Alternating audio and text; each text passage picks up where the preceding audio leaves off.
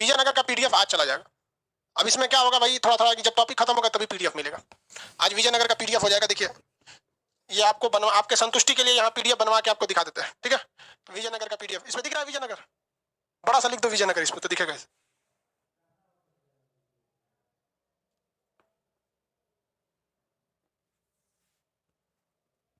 विजयनगर यार कह रहा कि सर हिस्ट्री का क्लास था रे बकलोल कहीं का, कह रहा कि सर विजयनगर का नहीं, हिस्ट्री का क्लास था। विजयनगर कौन सी बायोलॉजी में पढ़ोगे? देखो इसमें पहला वंश बताओ, संगम वंश। दूसरा संगम वंश के बाद बताइए सालू वंश, सालू के बाद तुलु वंश, और तुलु के बाद अरविडू वंश, अरविडू वंश, आर अरविडू वंश। हम आपको क्या पढ़ा रहे थे? हम आपको पढ़ा रहे थे तुलु वंश। बायोलॉजी 5 बजे, हाँ बायोलॉजी में लाइव हो गया है। अरे तुम भी सुतल रहते हो, दिक्कत थोड़ी होगा कुछ। लिंक उठा के उसमें ले जाओ बस। हाँ भैया हिस्ट्री नीचे गया।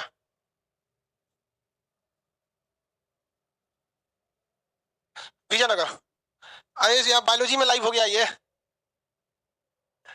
लड़का सब गलती नहीं करता है सब। ठीक है चलो क्लास को रीस्टार्ट करो, वो तो चल ही रहा है ना बायोलॉजी वाला। क्लास को ना रीस्टार्ट करके एक बार ज्योग्राफी में चले जाओ, बायोलॉजी में हिस्ट्री में चले जाओ, सही हो जाएगा। 1 मिनट आगे रखना जी लिंक को, उसको कुछ भी कर दो ना 16-17, उससे क्या मतलब। इसका चलो हाँ इसको ऑन करो, इसको पहले बायो वाले में एक बार चैट खोलो, चैट खोलो, इन लोगों को बोल देते हैं। बहुत गलती हो गया था, इसको बायो में चला गया था। आप एक बार काम कीजिए, इसको कट करके हिस्ट्री में चलिए, वहां भी दिख रहा होगा। हिस्ट्री में चलिए, ठीक है हिस्ट्री में चलिए, हिस्ट्री में चलो, हिस्ट्री का चैट खोलो।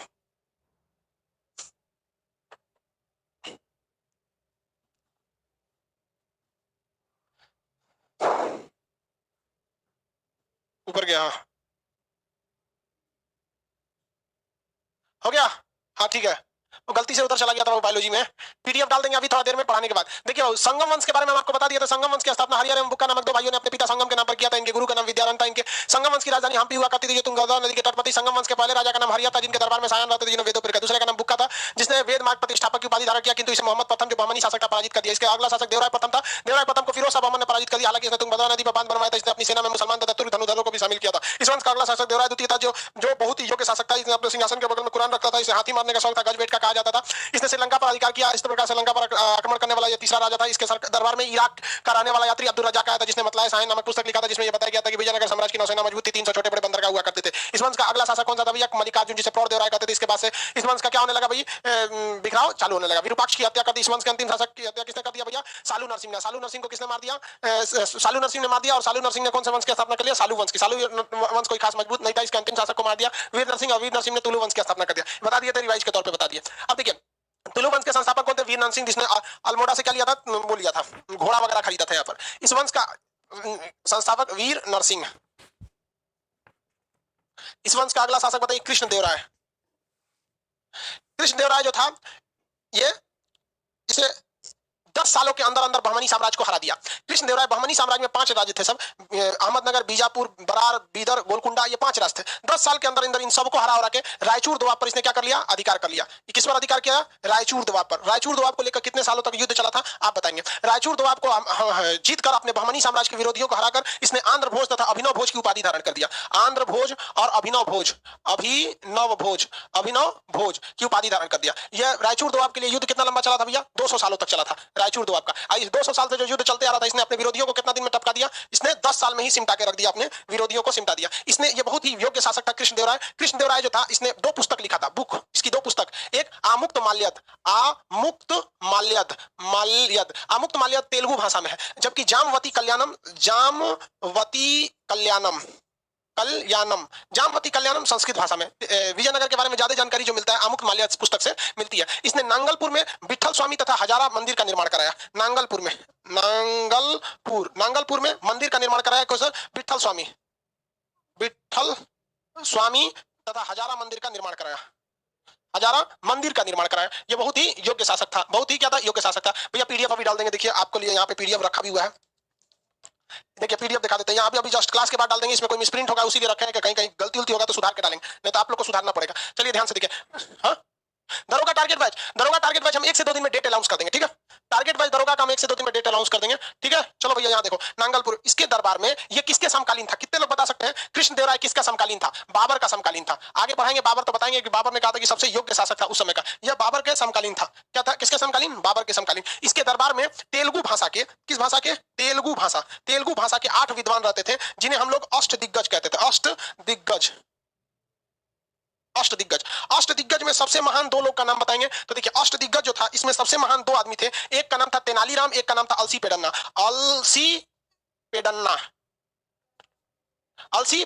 और एक का नाम था तेनालीराम। अलसी पेडन्ना और तेनालीराम कितने विद्वान थे? 2। तेनालीराम, देखिए 8 तो दिग्गज थे, लेकिन 8 के 8 थोड़ी महान होंगे। अब नवरत्न थे, आप ही बताइए कि अकबर के नवरत्न थे, तो इन नवरत्नों में सारे के सारे महान थोड़ी थे। इन नवरत्नों में सबसे महान कौन था भाई? तो इन नवरत्नों में सबसे महान जो थे वो बीरबल वगैरह थे, मान सिंह थे, 2-4 तो फेमस थे, सारे के सारे महान थोड़ी थे। तो अष्टदिग्गज जो था, अष्टदिग्गज इसमें सबसे महान जो थे वो कौन थे? अलसी पेडन्ना थे। अष्टदिग्गज में सबसे महान अलसी पेडन्ना।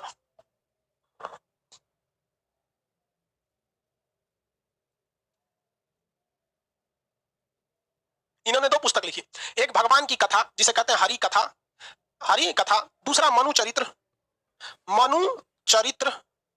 2 पुस्तक किसने लिखी? अलसी पेडन्ना ने। ये कई बार याद रखिएगा भैया, अलसी पेडन्ना जो था, अलसी पेडन्ना, ध्यान से बबुआ मेरी और ध्यान से देखो, अलसी पेडन्ना जो थे इन्हें तेलुगु भाषा का पितामह कहा जाता था, और तेनालीराम जो थे ये सेकंड थे। इनकी भी एक कथा है तेनालीराम की। हालांकि तेनालीराम ने मुख्य रूप से लोगों को अंधकार से मुक्त कराया। लोग बड़े अंधकार में, आज के वक्त में भी देखो लोगों के अंदर अंधकार इतना ज्यादा है, लोग कहते हैं 73 बेटी होगी तो बड़ी राज करेगा लड़का, मैंने तीन भाई के बाद एगो बेटी हो जाएगी तो बहुत अमीर हो जाएंगे। भैया मुकेश अंबानी, बिल गेट्स, सब पे नियम का नहीं लागू होता है, लेकिन ये लोग आज के वक्त में भी रूढ़िवाद बहुत ज्यादा है।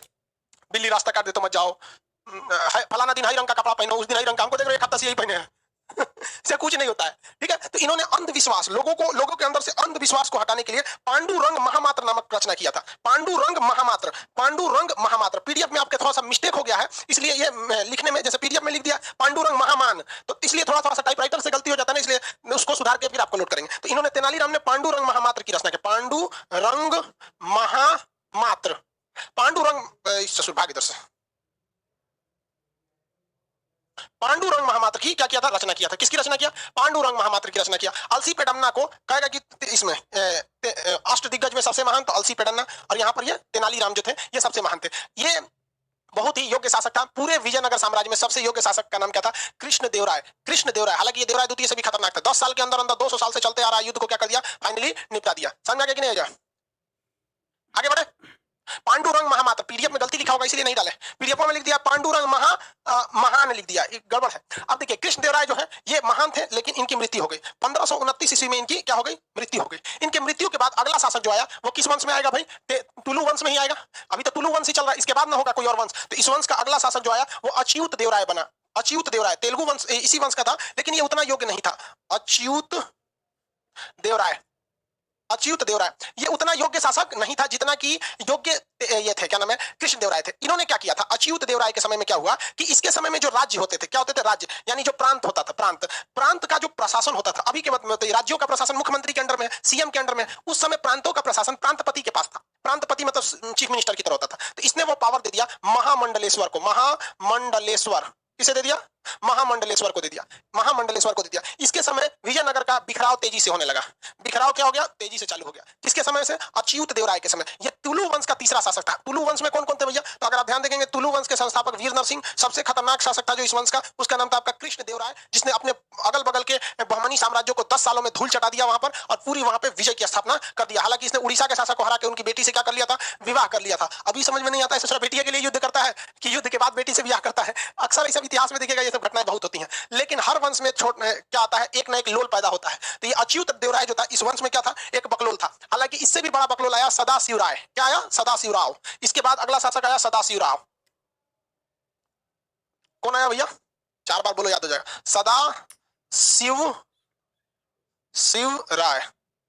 सदाशिव राय ये जो था ना बिल्कुल अयोग्य था। बिल्कुल अयोग्य था। इसने क्या किया? अपना सेनापति बनाया, राम राय को बनाया। किसे बनाया? राम राय को बनाया। इसने अपना सेनापति किसे बना दिया भैया? राम राय को बना दिया।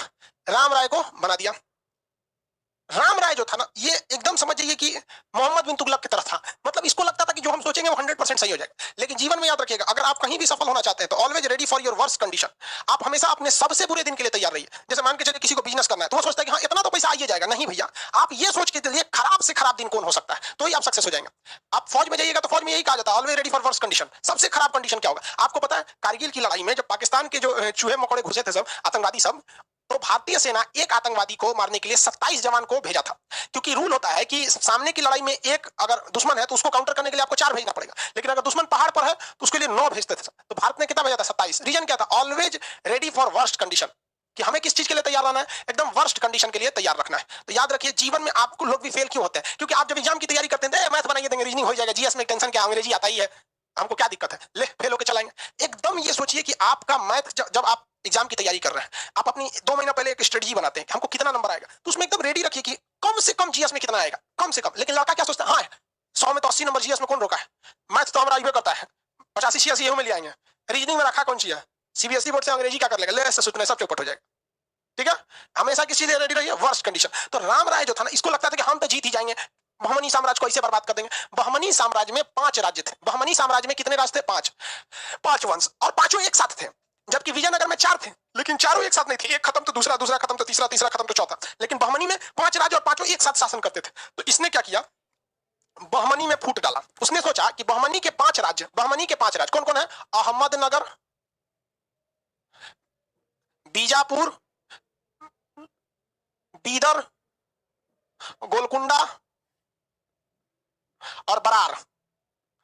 बरार 5 राज्य। इसने क्या सोचा कि इन पांचों को आपस में लड़ा देते हैं। क्या करते हैं भैया? पांचों को आपस में लड़ा देते हैं। जब पांचों को आपस में लड़ाएंगे तो ये पूरी तरह से क्या हो जाएंगे? बर्बाद हो जाएंगे, और इन पर हम क्या करेंगे? अपना अधिकार कर लेंगे। तो इसने सोचा राम राय ने कि बहमनी साम्राज्य के 5 राज्यों को क्या करते हैं? आपस में लड़वा देते हैं। तो इसको कहा कि देखो ये चारों तुमसे युद्ध करना चाहते हैं, हम तुम्हें युद्ध में मदद करेंगे। तो कहा ठीक है, उस सारा को लड़ाई करेगा साहब, तुम अपनी सेना देना हमको। इसने राम राय से कहा तुम अपनी सेना देना, हम चारों को मार डालेंगे। इसने कहा ठीक ठीक, टेंशन नहीं। ई बकलोलवा राम राय जो था, इसने सेना भेजा, गुप्तचर भेजा किसके पास? बीजापुर के पास। इससे भी सेम बात कहा कि ये बाकी चारों तुमको मारेंगे, एक काम करो तुम हमसे सेना लेना, चारों को मार देना। सबसे यही बतिया बोला।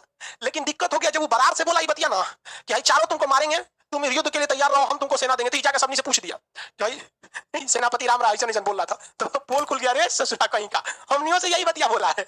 इसका मतलब ये हम लोग में फूट डालना चाहता है। अब हो गया बवाल। अब ये हुआ कि ये चारों एक हो गए सब। क्या हो गया सब? चारों एक हो गए सब। उल्टा इस सेनापति राम राय को 1565 का एक युद्ध हुआ, ताली कोटा का युद्ध। ताली कोटा का युद्ध, इसे हम लोग राक्षसी तरंगनी का युद्ध या बन्नी हट्टी का युद्ध कहते हैं। इस ताली कोटा के युद्ध में बहमनी साम्राज्य के 4 राज्यों ने मिलकर विजयनगर को धो दिया, और विजयनगर में इस समय शासन चल रहा था तुलु वंश के, और यहाँ युद्ध में मारा गया कौन? राम राय मारा गया। राम राय मारा गया। आप बताइए तो तुलु वंश में कौन सा शासक था जिसका सेनापति मनोबर था? तो सदाशिव राय का सेनापति राम राय का दूरदर्शी सोच नहीं था, वो बहमनी साम्राज्य के, बहमनी साम्राज्य में फूट डालना चाहता था। किंतु इसका उल्टा हुआ, बहमनी साम्राज्य आपस में एक हो गए, इसकी नीतियों को जान गए, और 1565 ईस्वी में तालीकोटा या बन्नी हट्टी या राक्षसी तरंगनी नाम का युद्ध, एक ही युद्ध का 3 गो नाम है, उसका 3 गो नाम है। तो इसी में उन्होंने किसको मार दिया? राम राय को मार दिया, और यहीं से विजयनगर का पूरी तरह से कमर टूट गया, और विजयनगर इतनी छोटी सी साम्राज्य में अटक गया, और ये राम राय तो मारा गया। तो इसने अगला सेनापति बनाया तिरुमल को। किसे बनाया? तिरुमल को। किसे बनाया अगला सेनापति? तिरुमल को। तो तिरुमल इन्हीं को मार दिया, कहा हटिए अब हमारा वंश रहेगा, अरविडू वंश। तिरुमल ने इन्हीं को मार दिया। बताइए, ये सेनापति अपने बकलोलई के चक्कर में, ये सेनापति अपने बकलोलई के चक्कर में, अपने बकलोलई के चक्कर में तालीकोटा के युद्ध में मराया। तो भैया बिना सेनापति तो रहेगा नहीं। तो सदाशिव राय ने क्या करा? इसे सेनापति बनाया तिरुमल को। तिरुमल ने किसे मार दिया? सदाशिव राय को। और तिरुमल ने एक नया वंश की स्थापना कर दिया, अरविडू वंश। अरविडू वंश किसी काम का नहीं था, इस वंश को शिवाजी ने मिला लिया। ठीक है, इस वंश को शिवाजी ने मिला लिया। रंगा तृतीय था इस वंश का अंतिम शासक। समझा क्या? क्वेश्चन पूछेगा कि बहमनी साम्राज्य का वह कौन सा शासक था?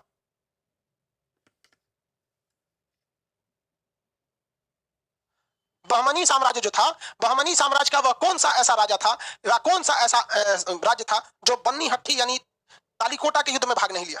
कौन सा था जो तालीकोटा के युद्ध में भाग नहीं लिया? कौन सा तालीकोटा के युद्ध में भाग नहीं लिया? तो याद रखिएगा, ये क्वेश्चन कई बार पूछा हुआ है। तालीकोटा का युद्ध बहुत बार पूछा हुआ है। तालीकोटा का युद्ध किसने कई बार पूछा हुआ है? 1565 में हुआ, और बरार ने भाग नहीं लिया। हालांकि इन सबों के बारे में जब बहमनी पढ़ाएंगे, अभी जस्ट इसके बाद बहमनी पढ़ाएंगे, तो उसमें बारे में थोड़ा बताएंगे आपको। ठीक है, आगे बढ़े। बरार भाग नहीं लिया था, बरार भाग नहीं लिया। Very good. अब बताइए, राम राय के मारे जाने के बाद, राम राय के मारे जाने के बाद अगला सेनापति कौन बना? राम राय के मारे जाने के बाद अगला सेनापति कौन बना? राम राय के मारे जाने के बाद अगला सेनापति तिरुमल बना, और तिरुमल ने किसको मार दिया? अपने ही राजा सदाशिव राय को मार दिया। और सदाशिव राय को मारने के बाद आप बताइए अगला वंश कौन सा आया? सदाशिव राय तुलु वंश का था, अगला वंश कौन आया? आरवीडू वंश। कौन सा वंश? आरवीडू वंश। आरवीडू वंश अगला वंश आया, आरवीडू वंश। वंश का नाम बताइए। आरवीडू वंश। आरवीडू वंश के संस्थापक थे तिरुमल। आरवीडू वंश के संस्थापक बताइए तो? तिरुमल। आरवीडू वंश के संस्थापक, आरवीडू वंश के संस्थापक थे तिरुमल। बैल था ससुरमार के संस्थापक बन गया, लेकिन ससुरन का इतिहास में नाम तो आ गया, सेनापति रहता था, नामों नहीं रहता। तिरुमल पहला। और इस वंश का लास्ट शासक था रंगा तृतीय। रंगा तृतीय को मार दिया किसने? शिवाजी ने। इसको मिला लिया था शिवाजी अपने शासनकाल में, ये लास्ट शासक था, इसको शिवाजी। मराठा साम्राज्य में इसे मिला लिया गया था, बाद में मराठा को अंग्रेजों ने मिला लिया और इसे चलते रहा था। ठीक है, आरवीडू वंश खत्म हो गया, विजयनगर खत्म। विजयनगर क्या हो गया? खत्म हो गया, रंगा तृतीय। आरवीडू। इस विजयनगर का आखिरी वंश कौन था? विजयनगर साम्राज्य का आखिरी वंश का नाम था आरवीडू वंश। और आरवीडू वंश में, इसमें आरवीडू वंश में बताइए भैया, आरवीडू वंश का अंतिम शासक कौन था? रंगा। रंगा थर्ड। क्या नाम था? रंगा थर्ड। सचुरन को कहेंगे पीडीएफ लास्ट में डाल देंगे ना, तो चिल्लाते रह जाएगा। हो गया, आरवीडू वंश खत्म। अब हमको विजयनगर काल में सामाजिक जीवन देखना है, सैनिक जीवन देखना है, प्रशासनिक व्यवस्था कैसी थी, इस सब के बारे में देख लेना है। ठीक है, चलिए विजयनगर साम्राज्य में एक बार नजर डालते हैं। विजयनगर, विजयनगर बताओ बबुआ, विजयनगर में पहला हो गया संगम, संगम वंश। दूसरा हो गया सालू वंश। तीसरा वंश हो गया तुलु वंश। तुलु वंश। तुलु वंश के बाद हो गया आपका आरवीडू वंश। आरवीडू वंश। आप बताओ भाई, ये चारों वंश में कोई प्रॉब्लम है किसी को? हम क्वेश्चन पूछते हैं, आप बताइए तो। देवराय द्वितीय किस वंश का शासक था? देवराय द्वितीय किस वंश का शासक था? देवराय द्वितीय किस वंश का शासक था?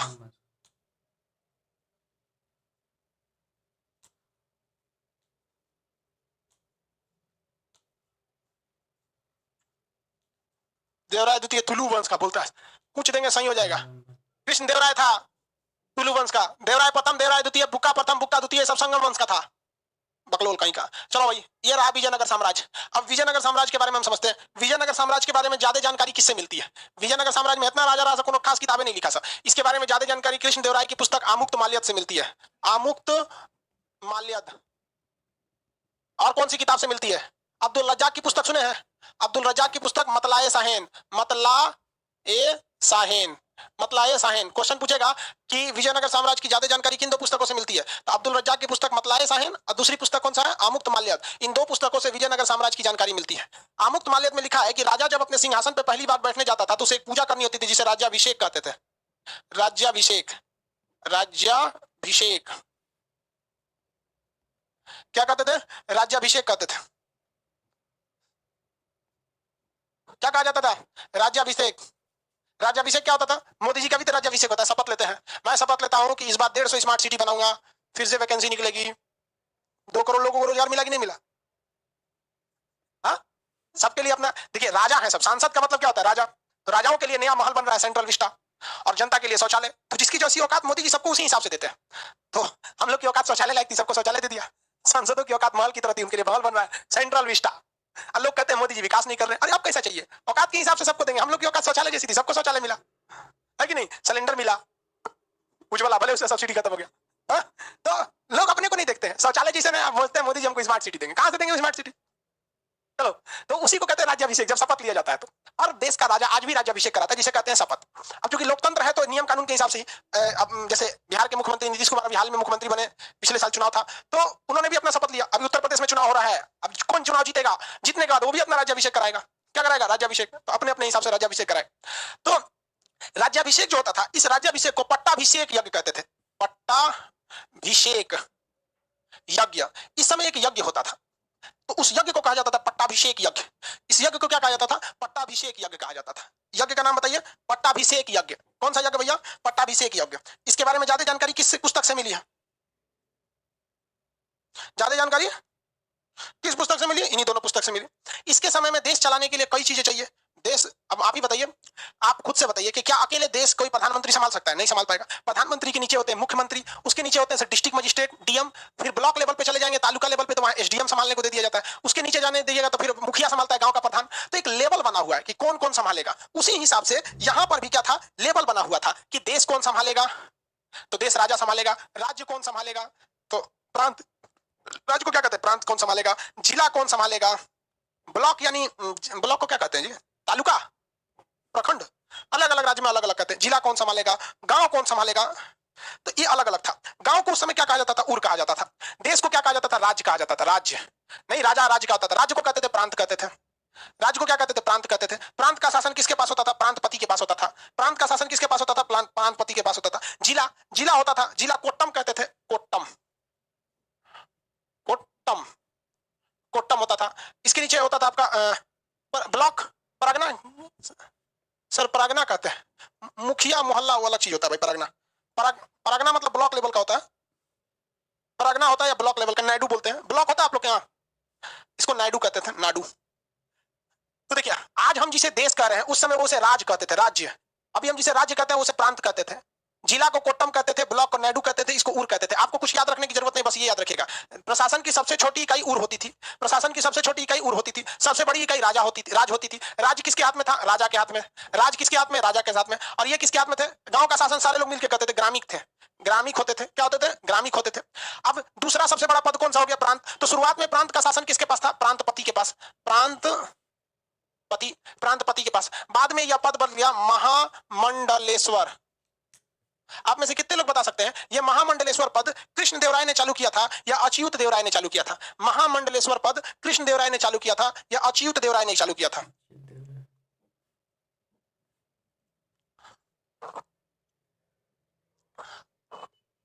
बताइए, महामंडलेश्वर पद कृष्णदेवराय ने चालू किया था या अच्युत देवराय ने चालू किया था? तो महामंडलेश्वर पद जो था वो अच्युत देवराय ने चालू किया था। प्रांत का शासन प्रांतपति के हाथ में पहले होता था। प्रांत का शासन प्रांतपति के हाथ में होता था। किसके हाथ में होता था, प्रांतपति के हाथ में। लेकिन उसके चेंज कर दिया, नाम चेंज कर दिया। जैसे देखते हैं उत्तर प्रदेश में नाम चेंज होता है। एक चीज ध्यान से देखिएगा, नाम जब भी चेंज होगा किसी राज्य का तो दो दो तीन तीन शहर का नाम चेंज होगा। यदि हमारा उद्देश्य है कि नहीं नाम ही चेंज करना है, एक के बार में कमीशन बना दीजिए, जिस जिस शहर का नाम चेंज करना है चेंज कर दीजिए। इंडिया का नाम भारत, सोने की चिड़िया, ये सब। बट उसको धीरे धीरे, रीजन क्या है कि मीडिया को एक ना एक चीज चाहिए दिखाने के लिए। मीडिया एक हफ्ता दिखाया खान सर का असली नाम क्या है इस देश की मीडिया को इतना फुर्सत है कि दिखा रहा है कि खान सर का पता नहीं कोना को पकड़ लिया था, तो हम उसके मित्र है, हम जानते भी नहीं है, उनका परम मित्र है, हम रेस मित्र है। भाई कौन है रे, अजय वाला बैल को पकड़ लिया था सब। तो मीडिया के लिए भी कुछ ना कुछ चाहिए, तो सरकार मीडिया का बहुत ख्याल रखती है, इसलिए मीडिया भी सरकार का ख्याल रखती है। समझ आए कि नहीं? आगे बढ़े। अमित सिंह की फैजल खान, कौन ना है मेरा नाम, दोनों में, ठीक है। बाकी अब तुम लोग कुछ भी चिल्लाते रहो, चलो यहाँ ध्यान दो। तो प्रांत राजा का जो कृष्णदेवराय थे, कृष्णदेवराय के समय साम्राज्य बहुत बड़ा था। कृष्णदेवराय के समय जो थे, कृष्णदेवराय के समय राज्यों की संख्या थी 6। कृष्णदेवराय के समय राज्यों की संख्या थी 6, ठीक है। राज्यों की संख्या कितना थी, 6। अब्दुल खान नाम है आपका, इधर देखना, नाम से क्या रखा हुआ है। देखो, नाम से कोई मतलब नहीं रखा। हमारे यहाँ की संस्कृति है, कल्चर क्या है कि भाई शिक्षक का कोई जाति मजहब नहीं होता है। ध्यान से देखो, अब कुछ लोग को हिंदुस्तान के है ही नहीं है, तो उनको हिंदुस्तान के कल्चर क्या पता है कि नहीं। हमारा देश है, हमारा बगल में एक देश है पाकिस्तान, उसकी अपनी कल्चर है, हमारा अपना कल्चर है। पाकिस्तान का कल्चर क्या है, हर गली में हर जिले में एक बड़ा आतंकवादी होगा। वो आतंकवादी घर घर घर बम फोड़ेगा, लेकिन आतंकवाद का कोई जात नहीं होता है, आतंकवाद का कोई मजहब नहीं होता है। उसी तरह भारत की कल्चर होता है। हमारे यहाँ भी हर शिक्षक होता है, सबको पढ़ाता है, शिक्षा देता है, गरीब अमीर सबको, लेकिन उसका कोई जात मजहब नहीं होता है। तो सबका अलग अलग अपना कल्चर है। हम हिंदुस्तान वालों का कल्चर सबसे सही है, ध्यान से समझो इधर। सबसे बड़ा जो सबसे ज्यादा राज्य किसके समय थे भैया, केडीआर के समय, कृष्णदेवराय के समय। कितने राज्यों की संख्या हो गई थी इसके समय, 6 हुई थी। कितनी थी, 6। आगे बढ़े, ये याद रहेगा। विजयनगर साम्राज्य में शासन की सबसे बड़ी इकाई कौन सी थी, राजा होती थी, जो पूरे राज्य को संभालता था, देश को। प्रांत का शासन प्रांतपति, किंतु अच्युत देवराय के समय महामंडलेश्वर को यह पद दे दिया गया था, नाम चेंज कर दिया गया था। सबसे छोटी इकाई क्या थी, गांव थी, जो ग्रामीण देता था। उस समय गांव ना बोल के उर कहा जाता था, गांव ना बोल के क्या कहा जाता था, उर कहा जाता था। इस समय वेतन तो दिया नहीं जाएगा, वेतन के बदले क्या दी जाती थी, भूमि दी जाती थी। क्या दी जाती थी, भूमि दी जाती थी। इसे नायंगर व्यवस्था कहते थे। क्या कहते थे, नायंगर व्यवस्था, नायंगर व्यवस्था कहते थे। ये सेम टू सेम गुप्त काल की सामंती व्यवस्था और दिल्ली सल्तनत की इक्ता व्यवस्था की तरह थी। आप ही बताओ ना भैया, गुप्त काल में क्या हो गया, गुप्त काल में क्या था, भूमि के वेतन के बदले जो भूमि दी जाती थी उसे सामंती व्यवस्था कहते थे। दिल्ली सल्तनत में इक्ता व्यवस्था कहते। जरा ये बता दो, दिल्ली सल्तनत में इक्ता व्यवस्था किसने चालू किया था और किसने खत्म किया था? दोनों आंसर एक ही कमेंट में आना चाहिए। इक्ता व्यवस्था दिल्ली सल्तनत में चालू किसने किया, जो वेतन के बदले भूमि था, और इक्ता व्यवस्था खत्म किसने किया? एक ही में दोनों आंसर होना चाहिए।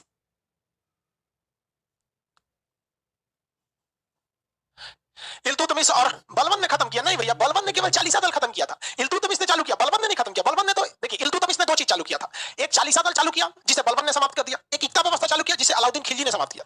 किसने किया? अलाउद्दीन खिलजी। कंफ्यूजन में मत रहिए आप लोग। तो वेतन को क्या दिया था? अब इसके बाद देखिए सैनिक जो होते, क्या हो गया जी, सैनिक जो होते थे, सैनिक सैनिक सैनिक जो होते थे उन्हें जो भूमि दी जाती थी उन्हें कहते थे अमर भूमि, अमर भूमि, अमर भूमि। असैनिक जो इस भूमि को लेता था उसे कहते थे अमर नायक, अमर नायक। अभी देखिए जो सैनिक युद्ध करके आता था हम लोग के यहाँ पुरस्कार दिया जाता। अभी हम लोग के जेवलिन थ्रो, भाला थ्रो में नीरज चोपड़ा गोल्ड मेडल लेके आए, बहुत ही सराहनीय है देश के लिए, वरना देश के तो बहुत मतलब दिक्कत, हम लोग ओलंपिक में अच्छा नहीं कर पाते, जिसके कुछ रीजन है। एक बात बताइए, अगर हम अपने यहाँ सारे कॉलेज को बंद कर दे, सारे यूनिवर्सिटी को बंद कर दे और ये कहें कि देखो भैया जो फर्स्ट डिवीजन आएगा हम उसको 10 करोड़ देंगे, 20 करोड़ देंगे, ये ससुर नहीं, तू कॉलेज बंद कर ले है, स्कूल बंद कर ले है, यूनिवर्सिटी बंद किया है, कहां से कौन फर्स्ट डिवीजन आएगा? तू कहेगा कि हम तुम मतलब तुमको 10 करोड़ देंगे, तो वही अब क्या होगा, इक्का दुक्का लड़के अपने से मेहनत करके आगे बढ़ेंगे। वही भारत में होता है। बेचारे नीरज चोपड़ा जी को इतना सम्मान मिला, उनसे ज्यादा मिलना चाहिए। 6 करोड़ रुपए दिए हरियाणा सरकार ने, करोड़ों पैसे दिए। ये पैसे अगर पहले खर्च किए गए रहते ना तो आज हमारे देश में कम से कम 5-6 गोल्ड मेडल होता, लेकिन ना, आप जीत के लाओ तो हम पैसा देंगे। अरे यार यहाँ अच्छा स्टेडियम नहीं है, हमको खुद तैरने का शौक है, हम खोजते हैं कहाँ कोनो तैराने वाला है, कोनो सिखाएगा इधर, ये मिलवे नहीं करते हैं सब। अब गढ़ा में कूदे हम, मतलब सबसे ज्यादा अगर मेडल जीतने की संभावना कहीं होती है तो तैराकी में होती है, बहुत ज्यादा तैराकी में। एक सीधा तैरिए, एक उल्टा तैरिए, इतना दूर तैरिए, तैराकी और जिम्नास्टिक इसमें सबसे ज्यादा आता है, बहुत इजीली इसमें आप जाते हैं। हमने यहाँ कौन चीज है? नहीं तो गंगा में तैरिए, जब दौड़ जाएंगे तो बंगाल के खाड़ी में मिलेंगे। अरे यार आता तो हम लिए सीखने जाते हैं, अब हम खोज रहे हैं, मिल ही नहीं रहा है। अब 2-4 को कहा मिल रहे हैं, सब बहुत खतरनाक है, सब देख के डर लग रहा है, क्या करेंगे हम बताओ? तो ये देश में होना चाहिए। चाइना क्या कर रहा है पता है? वो बैलिस्टिक टेक्नोलॉजी से अपने तैराकों को सिखा रहा है कैसे तैरना है। जैसे मिसाइल छोड़ने से पहले उसको एक ट्यूब में हवा छोड़ा जाता है उसके पास, अब देखा जाता है कि मिसाइल में किस साइड में ज्यादा हवा लग रहा है, कहां से रुकावट आ रही है, मिसाइल का डिजाइन कैसा होना चाहिए। उसी तरह उस मिसाइल के आगे आदमी को रख के ट्रेनिंग देता है, कहता है देखो कंधा को ये ना ऐसे चौड़ा मत करो, ऐसे करो ताकि तैरने में आसानी होगा, ऐसे करो ऐसे। अब यहाँ हमारे यहाँ तैराक बेचारा अपने मेहनत करता है, बहुत दिक्कत हो जाता है हमारे। तो भारत को भी सोचना चाहिए। अब खुद ही सोचो ना, पूरे यूपी बिहार में कहीं कहीं उस लेवल का स्टेडियम ही नहीं है, प्लेग्राउंड ही नहीं है जो ओलंपिक में क्वालिफाई कर सके। यार मेडल तो छोड़ो, ओलंपिक में रजिस्ट्रेशन कराने लायक भी नहीं है। अब हरियाणा इस मैटर में अच्छा है और नॉर्थ ईस्ट इस मैटर में ठीक है। अब महिलाएं तो भैया वो बहुत लाज बचा के रखी, हालांकि हॉकी टीम ने भी हमारे इस बार बहुत अच्छा प्रदर्शन किया और मतलब बहुत अच्छा लिया। बट आप खुद सोचो, हमारे यहाँ जितने गोल्ड मेडल आते हैं, ये गोल्ड मेडल उस व्यक्ति की मेहनत होती है, न कि उसके पीछे हमारा कोई सिस्टम या देश कोई ज्यादा मेहनत कर रहा है। लेकिन चाइना और अमेरिका टॉप क्यों करते हैं? उसमें 40% ही मेहनत रहता है किसका? जो प्लेयर है। बाकी 60% मेहनत जो रहता है वो देश का रहता है। उसको एक से एक खाना पीना, हम लोग क्या बेचारा जो घर से खाना जाएगा वही। अब यहाँ कौन खेलेगा ना? अब मान के चलो हमारा ही कोई विद्यार्थी हो कहेगा कि सर हम भी तैराकी करना चाहते, तो घर वाला 4 को गरिया करे चोट्टा कहीं का कमाई कब रे, तैरवे का तैरवे, चल तो गड़ा में तैराओ चौपट हो जाएगा। तो ध्यान दीजिए, तो जिस तरह से पुरस्कार दिया जाता है उस समय अमर भूमि दी जाती थी, मंदिरों में भी भूमि दान में दी जाती थी। अभी देखिए मंदिर में भी भूमि दान में दी जाती है, मंदिर में तो उस भूमि को क्या कहा जाता है? देवभूमि। क्या कहते थे? देवभूमि। जो मंदिर को दान दी जाने वाली भूमि थी उस पर क्या होती थी? देवभूमि का कहा जाता था, उस भूमि को देवभूमि। इस समय जो टैक्स जो था, टैक्स टैक्स जो था वो मेनली कृषि पर लगता था, कृषि कर लगता था। कौन सा कर लगता था? कृषि कर लगता था। कौन सा टैक्स लगता था भैया? कृषि कर लगा करता था इस समय कर। और जो टैक्स वसूलता था, वसूलने वाला अधिकारी आथमन कहलाता था। क्या कहलाता था? आथमन कहलाता था। इस समय मतलब बहुत बड़ा व्यवस्था तो नहीं था, जैसे महाजनपद के काल में औद्योगिक कारखाने थे। इस समय मेन क्या था? कृषि कर लगता था। आथमन आथमन अधिकारी होते थे, लोग टैक्स वसूलते थे। लेकिन इस टैक्स को भी ना भूमि के अलग अलग डिजाइन पर लिया जाता था। जैसे हम आपको बताते हैं कई भूमि। एक होती थी सिंचित भूमि, सिंचित भूमि। ये भूमि जो थी यहाँ हर साल बरसात होता था, हर साल वर्षा होता है। इस पर जो टैक्स का था वो सबसे ज्यादा टैक्स था। इस पे टैक्स क्या था? सबसे ज्यादा था।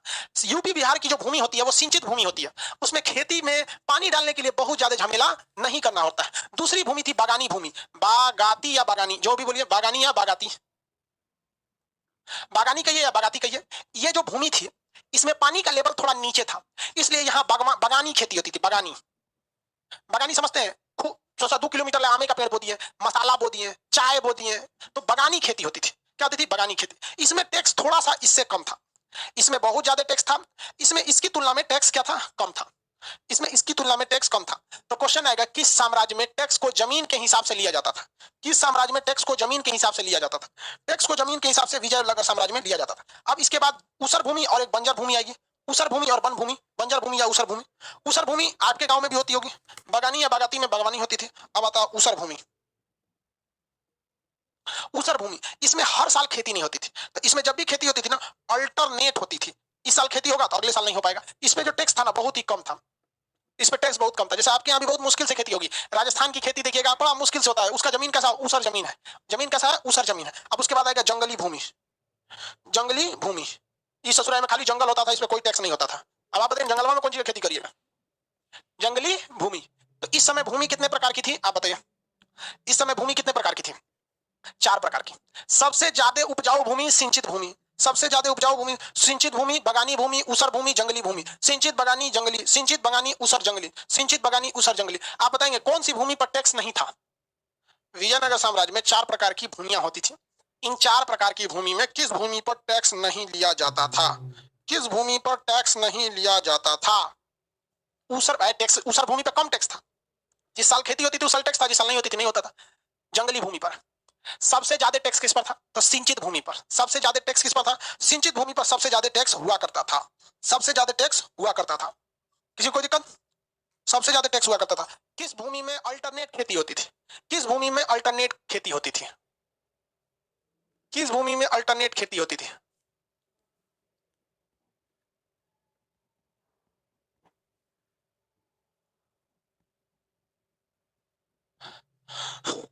ऊसर भूमि पर। इसकी भाषा क्या थी? तेलुगु। तेलुगु भाषा थी। इस समय मुद्रा पेगोड़ा होती थी। पेगोड़ा सोने की होती थी। पेगोड़ा, पेगोड़ा किस चीज का होता था? गोल्ड का होता था। इस समय सबसे प्रमुख नदियां की तुंगभद्रा, तुंगभद्रा तथा कृष्णा। कृष्णा, यही 2 सबसे प्रमुख नदी थी। सबसे प्रमुख थी इस समय की तुंगभद्रा नदी। किस समय? तुंगभद्रा नदी। इस समय जो थी महिलाओं की स्थिति अच्छी थी। महिलाओं की स्थिति क्या थी? एकदम सही थी। अभी के समय महिलाओं की स्थिति कुछ ज्यादा ही सही हो गई है। देख रहे हैं लखनऊ में वो धोती अक्सर हो रहा है यार आजकल ऐसा। पता नहीं क्यों ऐसा लग रहा है कि कहीं ऐसा ना हो कि हम महिलाओं का सम्मान बचाने के चक्कर में पुरुषों का सम्मान न डुबा दें।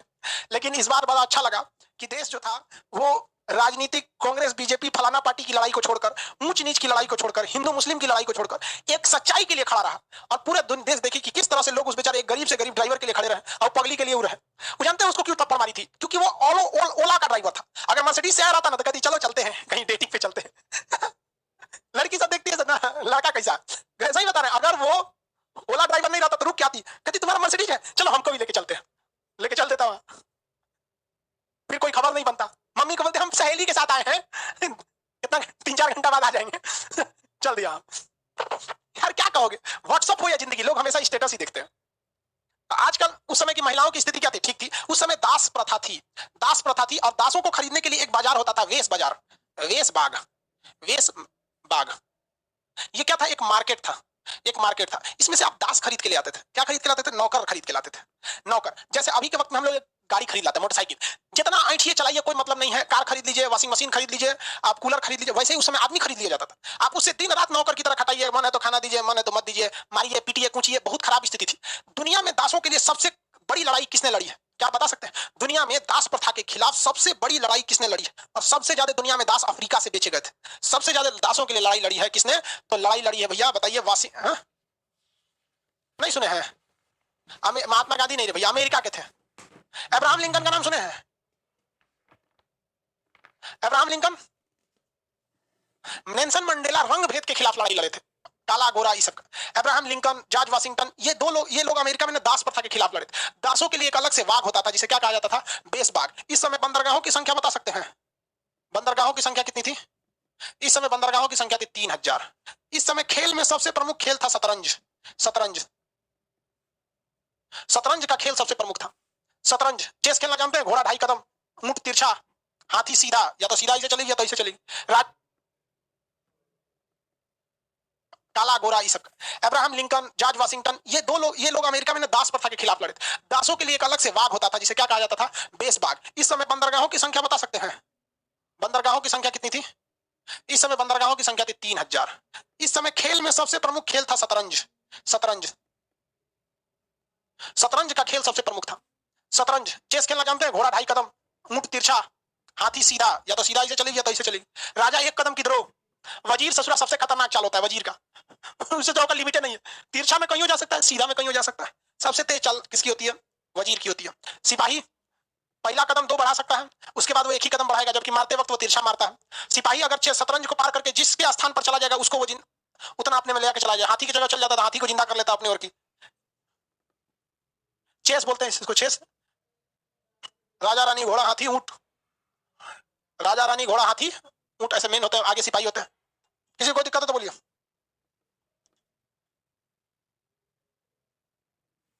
किसी को दिक्कत है?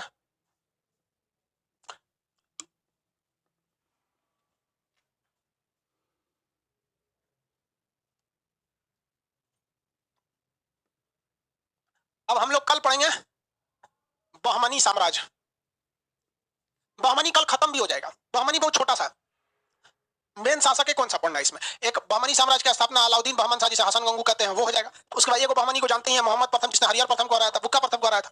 उसके बाद से फिरोज शाह बहमन, उसके बाद से सियाबुद्दीन, सियाबुद्दीन के बाद से अलाउद्दीन हुमायूं, अलाउद्दीन हुमायूं के बाद कलीमुल्लाह, कलीमुल्लाह के बाद बहमनी साम्राज्य 5 भाग में पड़ जाएगा। अहमदनगर, बीजापुर, बरार, गोलकुंडा, बीदर, हो गया खत्म, बहमनी खत्म। बहमनी के बाद छोटे छोटे राजा आएंगे और उसके बाद हम 17 तारीख से पढ़ेंगे मुगल वंश। 17 तारीख से ऑफलाइन भी खुल जाएगा। विदाउट वैक्सीन कोई आएगा, हम कोनो चीज का इंजेक्शन लगा देंगे यहाँ, टाइफाइड, टेटनस, कुछ चीज का खाली पुरान कोनो ठोक देंगे। ठीक है, अगर आप ले विदाउट वैक्सीन आ गए तो याद रखियो भाई, हम खाली सिरिंज रख ले। कोई विदाउट वैक्सीन अगर क्लास में घुसा तो हमको इससे मतलब नहीं है कि क्या है, पकड़ेंगे इधर वैक्सीन नहीं है, ये ले, ये ना कोविड शील्ड है ना कोवैक्सीन है, ये खान शील्ड है, खान शील्ड खपाक से मार देंगे उसको। ये वैक्सीन लेके यो, नहीं तो हमारा वैक्सीन रेडी है। ठीक, जिसको आना रहेगा ऑफलाइन में वैक्सीन और मास्क, समझ में आ गया? नहीं तो वापस